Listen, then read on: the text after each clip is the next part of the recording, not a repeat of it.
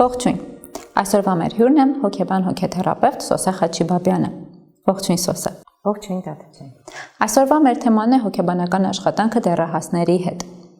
Սոսե, դեռահասների մասին շատ են խոսում եւ շատ բնութագրում են դեռահասությունը որպես ամենաբարդ մարտահրավերային տարիքներից մեկը։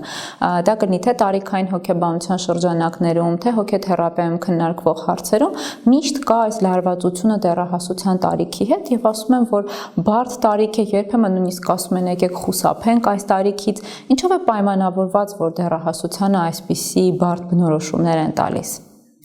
Այստեղ իհարկե կան օբյեկտիվ գործոններ, որովհետև դեռահասությունը մի շրջան է, ինչպես գիտենք, որ բուռն փոփոխություններ են տեղի ունենում ինչպես հոգեբանական կյանքում, այնպես էլ ֆիզիոլոգիական իմաստով, ֆիզիկական փոփոխություններով, եւ այս ամենը բնականաբար բերում է որոշ դժվարություններ, երբեմն այդ դժվարությունները իսկապես սուր են արտահայտվում եւ այսպիսով դեռահասությունը դառնում է այն շրջանը, երբ որ հոգեբանական աշխատանքը երբեմն դառնում է իսկապես մարտահրավերային մասնագետի համար։ Բայց իհարկե կարծում եմ այստեղ կա որոշ սուբյեկտիվ գործոն, որովհետև հաճախ այս դժվարությունը եւ խուսափումը, ինչպես մենք գիտենք, պայմանավորված է լինում ներքին դիմադրություններով, թե մասնագետների մասով, թե առհասարակ, որտեղ մի քիչ էլ ուռճացված է դեռահասությունը որպես այդպես դժվարությունների, շատ սուր դժվարությունների շրջան։ Դիմադրությունների մասին խոսեցինք ու երկու մաս ոնց որ առանձնացվեց, մեկը մասնագետի մոտ, մյուսը երեխաների մոտ։ Այն մասնագետների մոտ ինչից է առաջանում դիմադրությունը դեռահասության հետ աշխատանքի, որն է լարող գործոն այս տարիքի հետ կապված։ Երևի կառանձնացնեմ կոնտակտի դժվարությունները եւ հարաբերությունները դեռահասների հետ, որովհետեւ եթե երեխաների մասով շատ ավելի օրինակ, թեթև, հեշտ կարող է ստացվել կոնտակտ կառուցելը, մեծահասակներն էլ գալիս են արդեն մոտիվացված աշխատանքի մասով, սովորաբար ավելի մոտիվացված, դեռահասների հետ պիտի կառուցել այնպիսի հարաբերություն, որից հետո ինքը կորոշի գալու է, թե ոչ, որովհետև եթե մոտիվացված չէ աշխատանքի համար, ուրեմն աշխատանքն էլ մեծ դժվարություններով կարող է գնալ կամ առհասարակ չստացվել։ Ինչ որ իմաստով դա է խնդիրը երևի, թե ինչ որ իմաստով էլ ես վերջերս եմ սրա մասին սկսել մտածել, մենք որպես մասնագետ աշխատելով դեռահասների հետ առնչվում ենք ուզած թե չուզած մեր ներքին դեռահասին, այսինքն մեր այն դժվարություններին, որոնք որ ունեցել ենք դեռահասության շրջանում, եւ հավանաբար սա էլ դիմադրության պատճառ է դառնում։ Ինչ անել այս դիմադրության հետ, որտեղ գալիս են դեռահասները աշխատանքի ընթացքում հաճախ են մասնագետները այս մասին խոսում եւ արձագանքում, գալիս են,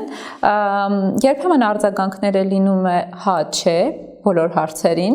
երբեմն ընդհանրապես արձագանքներ չի լինում, երբեմն ասում են ինձ զորով են բերել, ստիպել են, որ ես այստեղ լինեմ, ու արդյունքում ստացվում է, որ մասնագետը հանդիպում է շատ վառ արտահայտված դիմադրության հետ, ու եթե մենք խոսում ենք մեծահասակների հետ, մեզ համար ավելի հեշտ է որպես մասնագետի գտնել այն եզրերը, որով մենք կապի դուրս կգանք այցելուի հետ, բայց դեռահասի հետ այս գրականության մեջ ինչպես ասում են ոչ մեծ, ոչ փոքրի հետ, շատ բարդ է լինում այդ կապը հաստատել, ինչն է օգնում կապի դուրս գալ դեռահասի հետ։ Եթե մի բառով ասեմ, երևի անկեղծությունը։ Նույնիսկ մինչև այն, որ խոսել դեռահասի հետ, որ գիտես, ինչ շատ բարդ է լինում, երբ որ դու այսպես փակվում ես, երբ որ դու կարծես թույլ չես տալիս, հա, ճանաչենք իրար, ճանաչենք այն process-ը, որում գտնվում ենք։ Իսկ եթե ավելի կոմպլեքս նայենք, բնականաբար ամեն ինչ սկսվում է առաջին խորհրդատվությունից, հաճախ առաջին ծնողների հետ խորհրդատվությունից, հետո դեռահասի հետ կառուցված հարաբերությունները ինչպես կգնան, որովհետև երբեմն այստեղ երևի թե բաց թողումները մեր մասնագետներից շրջանում լինում է այն, որ օրինակ հանդիպեցինք ծնողների հետ, պայմանավորվեցինք եւ արդեն սկսում ենք պատկերացնում ենք, որ միանգամից գնալու է դեռահասի հետ աշխատանքը, այնինչ դեռևս չունեինք համարժեք, համապատասխան կոնտակտ կառուցած։ Այսինքն ճիշտ էլ հասկանալ, որքանով ինքն էր մոտիվացված, որն է իր հայցը, որը հաճախ կարող է տարբերվել ծնողի հայցից, եւ աստիճանաբար քայլ առ քայլ, կամաց մոտենալ աշխատանքին, սա երևի թե օգտակար կլինի։ Ինքնուրույնության սահմանը դեռահասի, որն է թերապիայում։ Եթե փոքրերի հետ մենք շատ մեծ ենք կոնտակտը պահում ծնողների հետ, անընդհատ խոսում, քննարկում ենք, դեռահասների երևի առաջնային խնդրանքներից մեկը թերապևտին լինում է, որ հանկարծ ծնողներից ոչ մի բան չասեք։ Այս դեպքում ինչքանով է պետք լինելու իրենց ինքնուրույնություն տալ, որ իրենք կարողանան ինչ-որ մաս իրենց թերապիայի իրենք տանել եւ ծնողներին չներգրավել։ Իրականում այո, այստեղ կա առանձնահատկություն, որովհետև դեռահասների հետ բավական սուր է հաճախ կանգնում մեզ մոտ այդ հարցը, բայց միևնույն է, երբ որ մենք ի սկզբանե առաջին խորհրդատվության ժամանակ թե ծնողների հետ, թե դեռահասի հետ քննարկում ենք գաղտնիության սահմանները, հարցերը, այսինքն ինչը ես պարտավոր եմ տեղեկացնել ծնողներիդ, հա, մենք գիտենք դրանք որոշ էթիկական հարցեր են, որոշ իր առողջության, կյանքի համար վտանգավոր հարցերն են, որոնք որ կարող են քննարկվել եւ այսինքն քննարկել ի սկզբանե, որ այս հարցերը ես պարտավոր եմ լինելու տեղեկացնել, քննարկել ծնողների հետ։ Իսկ մնացած դեպքերում թե ծնողների հետ, թե դեռահասի հետ քննարկել այս սահմանը։ Նույնը այստեղ կանգնում է ծնողների համար։ Ծնողները կարող են ունենալ սպասելիք, որ բերելով խորհրդատվության, կարծես մենք միջնորդ ենք լինելու իրենց եւ դեռահասի դիալոգին, իհարկե դա այդպես է, բայց հաճախ էլ սպասելիքը հենց այն է, որ պիտի ուղղակիորեն ինչ որ խոսեց դեռահասը, իրենց փոխանցվի, հա։ Եվ նույնիսկ հաճախ հանդիպումներից հետո կավազանք ստանանք, որ իսկ ինչ էր խոսում, իսկ այսօր ինչ էր եղել, որովհետև հաճախ փակ են ծնողների հետ։ Բայց այս հարցերը պիտի նաև ծնողների հետ խոսել, որ եթե մենք ամեն ինչ որ դեռահասը մեզ պատմում է, բառացիորեն պատմենք, մենք վստահության խնդիր ենք ունենալու եւ աշխատանքը չի գնա առաջ։ Ես նաև սեփական փորձից ու մասնագետների հետ աշխատանքից հաճախ լսում եմ, հա, այն ինչի մասին որ նշվեց, որ ծնողները շատ են ուզում ներգրաված լինել թերապևտի գործընթացի մեջ ու նաև հաճախ մասնագետները դժվարանում են արձագանքելու ծնողին ու այդ սահմանը իրենց ցույց տալու։ Այո, երբեմն նույն առաջին հանդիպման ընթացքում խոսվում է, քննարկվում է, բայց գիտենք անհանգիստ ծնողների պարագայում ինչը տեղի ունենում, որ ամեն հանդիպումից հետո կարող են օրինակ զանգել, հարցնել, իսկ այսօր ինչ էր անում, իսկ այսօր ինչ տեղի ունեցավ։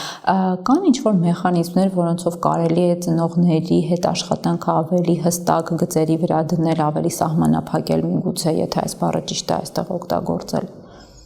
Տաթև ջան, իրականում ես կարծում եմ, որ մենք պիտի չանտեսենք ծնողի գործոնը ոչ մի դեպքում, որովհետև ինչքան էլ որ խոսում ենք դեռահասի մասին, որ տարբերություն երեխայի ավելի մեծ է, ավելի ինքնուրույն է եւ այլն, բայց միևնույն է էլի աշխատանքը ինչ որ իմաստով երակողմ է։ Եվ այստեղ շատ տարբերություններ կարող է լինեն տարբեր кейսերի դեպքում, որովհետև կա դեռահաս, ով ծնողներից էլ ունի ստացած այդ ինքնուրույնությունը, իսկ կա դեռահաս, որտեղ ծնողի անմիջական աշխատանքը, մասնակցությունը մեր process-ի համար էլ շատ կարևոր է։ Եվ եթե մենք տեսնում ենք այս վերահսկողությունը, ես կարծում եմ պարտադիր պիտի խոսվի սա, այսինքն բարձրաձայնվի այդ ծնողի հետ քննարկվի, որովհետև այստեղ եւս դիմադրության տարբեր պատճառներ կարող են լինել։ Ինչ է խոսում դեռահասի մասին, ինչ է պատմում տանից օրինակ, հա, կամ արդյոք մեր հարաբերությունների հետ կապված հարցեր կան, որոնք որ հնարավոր է որ չի ասվել հոգեբանին։ Եվ երբեմն էլ ուղղակիորեն կարող է լինել այո շատ մեծ անհանգստությունը, ոչինչ չի խանգարում մեզ ընթացքում ունենալ հանդիպումներ ծնողների հետ, եւ մենք գիտենք, որ դեռահասության շրջանում եւս ծնողավարությունը մնում է ակտուալ պահանջ, կարիք աշխատանքի համար եւ այս հարցերը եւս կարող են քննարկվել։ Ինչն է անհանգստությունը եւ ինչն է այս վերահսկողության հիմքում ընկած։ Այս դեպքում չի առաջանա անվստահության զգացողություն մասնագետի հանդեպ, երբ որ մենք երեխային ասում ենք դեռահասին, որ գիտես, մենք քո ծնողի հետ հանդիպում ունենք ու չենք մանրամասնում օրինակ ինչի մասին ենք պատրաստվելու խոսել, արդյոք դա չի անդրադառնա բացասականորեն թերապևտի գործընթացի վրա, որ ասի, բա ինչ եք խոսում իմ ծնողի հետ կամ դուք ինչ որ ինձնից գաղտնի գործեր ունեք միասին։ Ես այստեղ շատ ներքին որպես մասնագետ ունեմ համոզմունք, որ եթե մենք մինչև դա կառուցել էինք հարաբերություններ համապատասխան եւ վստահելի հիմքի վրա ստեղծվել էին հարաբերություններ դեռահասի հետ, ապա ցանկացած պարագայում, եթե մենք ծնողի հետ ունենք հանդիպում, դա թույլտվությունը դրա ստանալու ենք դերահասի կողմից, բայց այստեղ էլ կա մոտեցման կարևոր կետեր կարծում եմ, նախ բնականաբար դա պիտի պարտադիր լինի դերահասի իմացությամբ, երկրորդը մենք որոշակիորեն պիտի ասենք ինչի մասին ենք խոսելու, եւ ես նույնիսկ հաճախ այսպես էլ անում եմ, այսինքն աշխատանքի հենց սկզբից իրեն ասում եմ, որ կարող են լինել դեպքեր, որ մենք ասենք մայրիկի, հայրիկի հետ հանդիպման կարիք ունենանք։ Եվ երբեմն էլ դնում եմ իր ընտրությանը, այսինքն կուզես միասին լինենք, եռակողմ հանդիպում լինի օրինակ, թե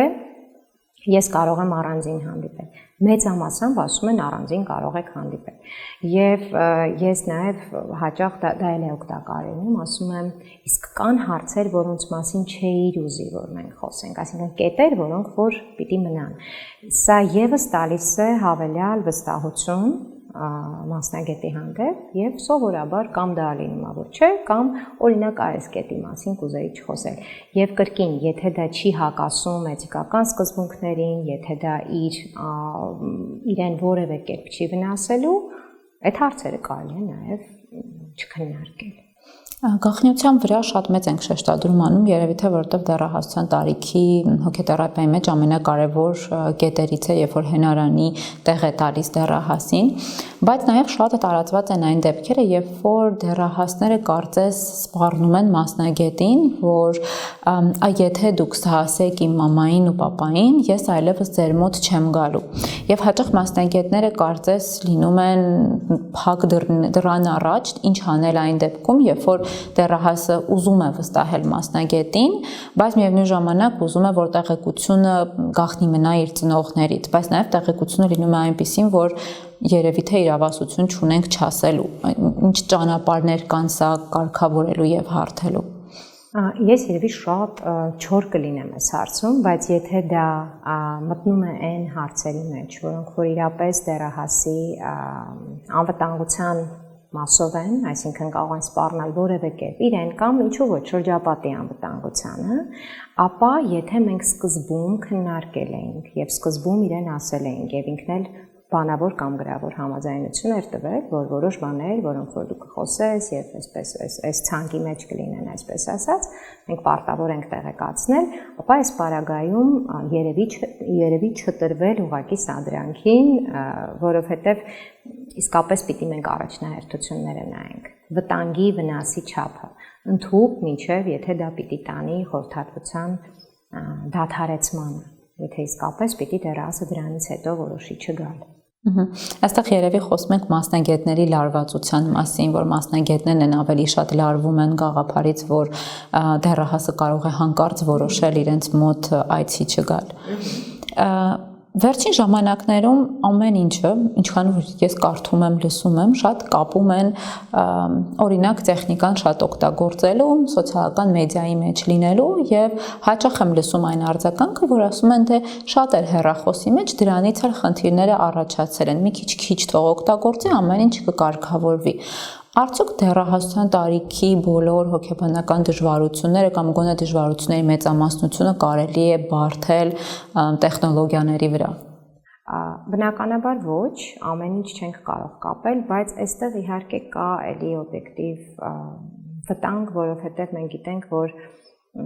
վերջին շրջանում, վերջին տասնամյակներում նյութերը, որոնք որ տարածվում են սոցցանցերով կամ առհասարակ ինչ որ կերպ տարածվում են ու դեռահասները իրար մեջ են սկսում տարածել, դրանք կարող են իրենց ազդեցությունը ունենալ ավելորդ եւ չֆիլտրվող ինֆորմացիայի տեսքով։ Բայց բուն խնդիրը կապել հենց տեխնոլոգիական առաջընթացի հետ կամ դրանց ռիսկերի հետ բնականաբար ոչ։ Այստեղից իմ մոտ մի հարց եկավ, արդյոք բոլոր խնդիրները երեխաների մոտ դեռահասների հոգեբանական տարիքի դժվարություններով են պայմանավորված։ Իսկապես սա շատ կարևոր հարց է երևի մեզ մասնագետներիս համար, որովհետև մենք հաճախ շփոթում ենք դեռահասության շրջանի խնդիրները, այսինքն դեռահասության ճգնաժամով, դեռահասության շրջանով պայմանավորված հարցերը եւ այսպես կոչված քրոնիկ խնդիրները, որոնք որ կարող են պայմանավորված լինել շատ տարբեր գործոնների հետ, ընտանեկան կարգավիճակ, ընտանիքում տիրող մթնոլորտ, վաղ շրջանում ձևավորված հոգեբանական խնդիրներ եւ այլ, որոնք որ սրվում են դեռահասության շրջանում, որովհետեւ դեռահասության շրջանը իսկապես այն ժամանակահատվածն է կյանքի, որ կարծես յուրատեսակ քննություն լինի, ինչպես հաճախ ասում ենք, թե դեռահասի համար, թե ընտանիքի, ծնողների եւ շրջապատի, որտեղ որ ինքը ձևավորվում է։ Եթե մի հատ էլ փորձենք հետ գնալ դեպի տեխնոլոգիաները, արդյոք մասնագետը իրավասություն կամ հնարավորություն ունի ծնողին ասելու, օրինակ սահմանափակել սոցիալական մեդիայի կիրառությունը երեխայի կյանքում կամ առհասարակ հանել դա իր կյանքից։ Դեռ շատ հաճախ են ծնողները այս ուղիղ հարցադրմամբ գալիս ծնողին եւ ասում դուք ինչպես ասեք, այդպես էլ կանենք։ Եթե ասեցիք հանեք, օրինակ Instagram-ի օգտագործումը դեռահասի կյանքից, մենք կհանենք։ Այստեղ ռիսկեր կան, իհարկե, եթե պատասխանատվությունը դրվում է միայն մասնագետի վրա, որովհետև այո, այդպես կարող է լինել, դա նաև մեր հանդեպ վստահությունից, ծնողների վստահությունից բխի, հա, գիտելիքի հանդեպ կամ մոտեցման հանդեպ, բայց միևնույն ժամանակ մենք չմոռանանք, որ սա էլի ազդեցություն է ունենալու մեր process-ի վրա, եթե հոգեբանը պիտի որոշի ինչպես լինի կամ քանի ժամով դեռահասը օգտագործի հեռախոսը, օրինակ կամ ուրիշ ինչ-որ գadgetներ, բնականաբար սա մի քանի իմաստով ճիշտ չի եւ մեր հարաբերությունների համար, որտեղ մենք ապահովագրված չենք, որ տանը չի խոսվելու, որ հոգեբանն ասած, ենթադրենք դու պիտի այսքան օգտագործես։ Երկրորդը ի վերջո ծնողի հեղինակության մասով, այսինքն մենք պիտի հնարավորինս թե ինչ-որ խորհուրդների միջոցով, թե ուղիղ ճանապարհը թեկուս հուշելով, բայց տանել դեպի ծնողի պատասխանատվության եւ ծնողի ու դեռահասի դիալոգի դաշտ, որովհետեւ հենց ծնողը որոշի այդ սահմանը, միասին քննարկելով դեռահասության շրջանում դա այդքան էլ ուղղակիորեն չի արվում, հա, այսինքն կես ժամ եւ այլն սրանով սահմանափակվեցին։ Էլի պիտի որոշվի դեռահասի ու ծնողի երկխոսության արդյունքում։ Կարող ենք թերապիայում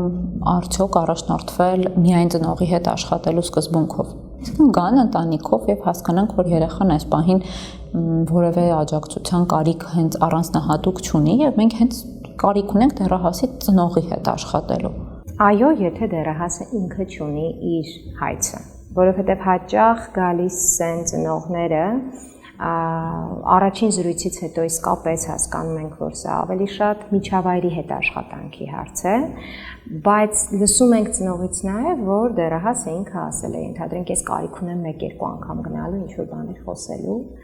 եւ ես հաճախ շատ շեշտը դնում եմ դրա վրա, որ դեռահասության շրջանում կարող ենք իսկապես երկարատև թերապիայի կարիք չունենանք էլ, շատ մասնագետներ նույնիսկ ասում են, պնդում են, որ դա հնարավոր էլ չի, եթե կլինիկական դեպքերի հետ գործ չունենք, որովհետև դեռահասության շրջանում այնքան բուռն են փոփոխությունները, որ տևական եւ կայուն փոփոխություններ անձի ներսում հնարավոր է մենք այդպես էլ չունենանք, բայց խորհրդատվության մասով, այսինքն թեկուզ 2-3 հանդիպումով, թեկուզ 1 հանդիպումով լսել դեռահասից իր մտահոգությունների մասին, իր կարիքների մասին քննարկել, ինչ որ իմաստով նաև լինել այն վստահելի ընկերը, հա, պայմանականորեն կոչենք ընկեր։ Այսինքն դերերը կարող են շատ տարբեր լինել դեռահասի հետ աշխատանքում, եւ սա եւս ընդունելի է։ Իսկ վերադառնալով հարցի մյուս մասին, այո, հնարավոր է, որ մենք հենց աշխատենք ընտանիքի հետ եւ փոփոխություններ ունենանք նաեւ միայն այս ճանապարհով։ Հայցերի տարբերության դեպքում, հա, երբ որ մենք քննարկում ենք ծնողի հետ մի բան, հետո գալիս է դեռահասու, ասում է, որ ինձ ամենևին չի մտահոգում այն հարցը, որ մայրիկն ու հայրիկը բարձրացրել են, ես ունեմ մի երրորդ այլ խնդիր եւ ես շատ ուզում եմ, որ իմ թերապիան լինի իմ երրորդ խնդրի մասին եւ ոչ թե նրա ինչ որ բարձրաձայնվել է։ Մասնագետը այս պահին առաջնորդվում է դեռահասի հիմնական հայցով, ծնողի, փորձում դրանք համադրել իրար հետ, որտեղ այս հարցը բավականին հաճախ դեռահասների հետ աշխատանքում կանգնում է մեր առջև։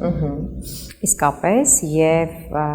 այստեղ էլի առաջնորդվելու ենք դեռահասով եւ կոնկրետ դեպքով, աշխատանքի։ Ես ինքս միշտ բարձրաձայնում եմ, ասում եմ, տես, մայրիկն ու հայրիկը այսպիսի հարցեր են տեսնում, կարծես, եւ շատ կարեւորում են, որ սրա շուրջ օրինակ մենք աշխատենք։ Դու ասում ես մի ուրիշ բան։ Ես շատ կարևորում եմ նաև քո ասածը եւ այլն եւ առաջնորդվելու ենք բնականաբար, բայց բարձրաձայնել գոնե որպեսզի դա լսված լինի իր կողմից, դա կարծում եմ շատ կարևոր է։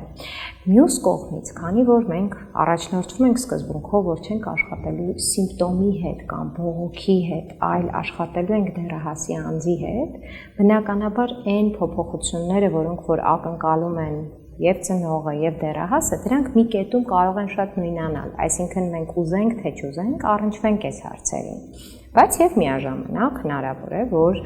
ինչ որ մի պլանում փոփոխություններ այդպես նկատելի չլինեն։ Այստեղ շատ կարեւոր է էլի անդրադառնալով առաջին հանդիպմանը ծնողների հետ, որպեսզի հայցը, որը որ ներկայացնում է դեռահասի ծնողը, տարիքի, կոնկրետ դեռահասի, ժամանակաշրջանի եւ այլնի համար լինի ռեալիստիկ, իրատեսական եւ հնարավոր աշխատանքի սահմաններում։ Որտեւ հաճախ փոփոխությունները, որոնք որ ակնկալում են ծնողները, իսկապես անիրատեսական է եւ մասնագետ օրինակ դրվելով ինչ որ տարբեր, չգիտեմ, ներքին մղումների պատասխանի, որ այո մենք կաշխատենք եւ դրանք կփոխվեն, բայց դրանք տիպիկ դեռահասական տարիքի հարցեր են, որոնք որ պահանջում են, որ այդ տարիքը իրենով լուծի, այո, մեծանան, հաճախ էլ այդպես կարող է լինի, այսինքն մենք հենց սկզբից աշխատանքի պիտի շատ հնարավորինս հստակեցնենք ինչն է հնարավոր, ինչը ոչ, եւ անպայման ծնողներին էլ ասենք, որ սա ինչ որ դուք ասացիք շատ կարեւոր է, բայց մենք դեռահասից էլ պիտի լսենք, իսկ ինքը ինչ սպասելիք ունի աշխատանքից։ Շատ խոսեցինք ընտանեկան փոխհարաբերությունների հետ կապված դեռահասների խնդիրներից, բայց նաև գիտենք, որ դեռահասները իրենք մեկուսացված կղզյակներ չեն ու պատկանելիության զգացումը առաջնային գաղափարներից մեկն է, որ դեռահասները ունեն ու առաջնային օղակները սովորաբար լինում են կրթական տարբեր հաստատությունները։ Ու երբ որ երեխաները գալիս են թերապիայի, մենք ունենում ենք առանձին դաշտ թերապևտիկ հարաբերությունները, ունենում ենք առանձին դաշտ ընտանիքը եւ մի առանձին դաշտ օրինակ դպրոցը։ Այս դեպքում մեզ ինչքանով է թերապիայի ընթացքում օգտակար լինում կամ անհրաժեշտ օրինակ կապի մեջ լինել մանկավարժի կամ դպրոցում աշխատող հոգեբանի հետ։ Սրա անհրաժեշտությունը կարող է եւ լինել եւ չլինել, կախված թե խնդիրը որքանով ուղղակիորեն կապված է դպրոցի հետ կամ մի ուրիշ միջավայրի, հնարավոր է դա օրինակ խմբակի ուսուցչի հետ կապված հարցեր լինեն։ Մենք իհարկե կարող ենք այս կապը ունենալ, բայց բնականաբար նախ ծնողների իմացությամբ, դեռահասի իմացությամբ, երկրորդը, եթե մենք վստահ ենք, որ զրույցը կամ ինչ-որ ռեկոմենդացիաները, որոնք որ մենք կարող ենք տալ մասնագետներին, մյուս մասնագետներին կամ ինչ-որ միջավայրին, որտեղ ինքը գտնվում է, օգտակար են լինելու դեռահասի համար։ Այսինքն միևնույն է կենտրոնում դեռահասն է։ Այստեղ շատ նուրբ հարցեր կան եւ առաջնահերթ այո հենց գաղտնիության մասն է, ինչքանով ենք ներկայացնելու, ինչ ենք ներկայացնելու, ինչպես կարող ենք մենք հնարավորինս գոնե վերահսկելի դարձնել այն, որովհետեւ դպրոցի հոգեբանի հետ զրույցը մի բան է, բայց խորհրդատվության սենյակում հնարավոր է որ դեռահասը լրիվ ուրիշ հարցեր բարձրացրած լինի եւ մենք պիտի շատ զգուշավորությամբ մոտենանք սրան։ Միգուցե սխալ է համեմատականությունը, բայց երևի դպրոցում աշխատող մասնագետների հետ կոնտակտն ու կապը ավելի հեշտ է ստացվում թերապևտի մոտ, քան երբ ինքը սկսի խոսել հոգեբուժական աջակցության մասին, օրինակ ծնողների հետ եւ փորձի ուղղորդել։ Արդյոք այս դեպքում կան ինչ-որ սահմաններ ծնողներին ճիշտ ուղղորդելու եւ հոգեբուժ մասնագետի հետ աշխատելու հետ կապված։ Էլի պիտի խոսեմ անկեղծության մասին, որովհետև ինչքան էլ որ մեզ դժվար լինի, բայց եթե մենք շատ հստակ ելնում ենք դեռահասի կարիքից եւ բացի դա Ծնողների հետ ստեղծել ենք համապատասխան վստահելի մթնոլորտ, որտեղ միայն դեռահասի հետ չի պարզել, որ մենք կոնտակտ ենք ունենում եւ այս վստահությունը ծնողն էլ պիտի ունենա։ Եվ բացի դա, մի ուրիշ բան, որ մենք օրինակ առաջին հանդիպման ժամանակ էլի կարող ենք շատ քննարկել, որ աշխատանքի ընթացքում հնարավոր է, որ այլ մասնագետների ընդհանրենք խորհրդատվության կարիք լինի եւ այլ, այսինքն սա ինչ որ իմաստով հնարավոր է, որ բարձրաձայնված լինի։ Եվ այս ամենի հետ մեկտեղ, եթե մենք տեսնում ենք խնդիրը, չբարձրաձայնելը միանշանակ կոպիտ խախտում է, կարծում եմ, էթիկական մասնագետի համար, իսկ բարձրաձայնելու ձևերը բնականաբար շատ ապրումակցման վրա պիտի հիմնված լինեն, շատ հստակության վրա պիտի հիմնված լինեն եւ կոնկրետ քայլեր հուշելով։ Երբեմն մենք ուղիղ կարող ենք նաեւ մասնագետներ գտնելով աջակցել, հա, ենթադրենք նյարդաբանի կամ հոգեբույժի եւ այլն։ Եվ իհարկե պատրաստ լինել նաեւ գործ ունենալու դիմադրության, դժգոհության հետ հաճախ, որը եւս process-ի մաս կարող է լինել։ Սոսը ինչ խորհուրդներ կան այն մասնագետների համար, ովքեր նոր են երևի սկսելու դեռահասների հետ աշխատել, ինչին պատրաստ լինել կամ ինչպիսին է լինել իրենց հետ աշխատելու համար։ Երևի մի քանի բլոկով կասեմ, նախ մասնագիտական ամուր գիտելիքներ, որովհետև սովորել հոգեբանության բաժնում եւ շատ կարդացած լինել, շատ ինֆորմացված լինել, բայց չիմանալ դեռահասության տարիքի, հենց տարիքային առանձնահատկությունների մասին, սա խանգարելու է, խոչընդոտ է լինելու։ Այսինքն չպատկերացնենք, որ դե լավ, հոգեկանն է, մենք էլ գիտենք հոգեկանի առանձնահատկությունները, գիտենք լիքը բաներ եւ արդեն կարող ենք աշխատել։ Կուր գիտելիքներ դեռահասության տարիքի առանձնահատկությունների մասին եւ նաեւ դեռահասի խորհրդատվության սպეციფიკայի մասին։ Դրանք կարող են լինել եւ հաճախ հանդիպող խնդիրները, եւ հարաբերությունների կառուցման առանձնահատկությունները, եւ առհասարակ process-ը, եւ այն մեթոդները, որոնք ավելի կիրառելի են դեռահասների հետ աշխատանքում եւ այլն։ Սա մի մասով։ Երկրորդը շատ անձի մասով պիտի ասեմ, որովհետև դեռահասի հետ աշխատել եւ չունենալ որոշ անձնային կողմեր, գծեր, այսինքն դրանք զարգացրած չլինել, ելի մենք դժվարության առաջ ենք կանգնելու։ Մի քանիսը կառանձնացնեմ ուղղակի, դա անկեղծությունն է, որը առհասարակ բնականաբար հոգեբանական աշխատանքում շատ կարևոր է, բայց դեռահասները ես երբեմն ասում եմ հատուկ ինչ որ ազդանշաններ են երևի թե ստանում եւ շատ տարբերակում են անկեղծ եւ այսպես սարքած մոտեցումները, այսինքն անկեղծությունը շատ կարևոր է։ Բացի դա անորոշության հետ գործ ունենալու պատրաստակամությունը, որտեղ մենք դեռահասների հետ աշխատելուց շատ կարող ենք դրան բախվել։ Դա եւս դառնում է դիմադրության պատճառ մասնագետների համար, օրինակ աշխատեցինք, մեկ էլ տեսնում ենք, որ հետ քայլ ենք շատ ունեցել եւ դա վերագրում ենք օրինակ անարդյունավետ աշխատանքին, այնինչ դեռահասության տարիքով էլ էր սա պայմանավորված։ Եվ շատ սիրել դեռահասների աշխարհը, պիտի այսպես ուղղակի շատ վերացական ասեմ, որովհետեւ եթե մենք չսիրենք դեռահասի հետ աշխատանքը, շատ մոխրանալու ենք նաև որպես մասնագետներ։ Մյուս կողմից նաև սեփական թերապիայի մասով, դա էլ երրորդ բլոկն է, սեփական թերապիան իսկապես շատ կարևոր է առհասարակ հոգեբանի համար, մենք դա գիտենք, բայց դեռահասության շրջանի հարցերը եւ խնդիրները, որոնք մենք օրինակ ունեցել ենք եւ չենք հաղթահարել, սրանք դեռահասների հետ աշխատանքում էլի գլուխ են բարձրացնելու։ Սոսա ջան, շնորհակալություն արդյունավետ զրույցի համար։ Հուսով եմ, որ մեր այս հարցազրույցը հնարավորություն կտա մասնագետներին ավելի կողմնորոշված եւ ուղղորդված աշխատել երեխաների ու դեռահասների հետ։ Ես եմ շատ հուսով այդ հարցում, շատ շնորհակալություն Տաթև ջան։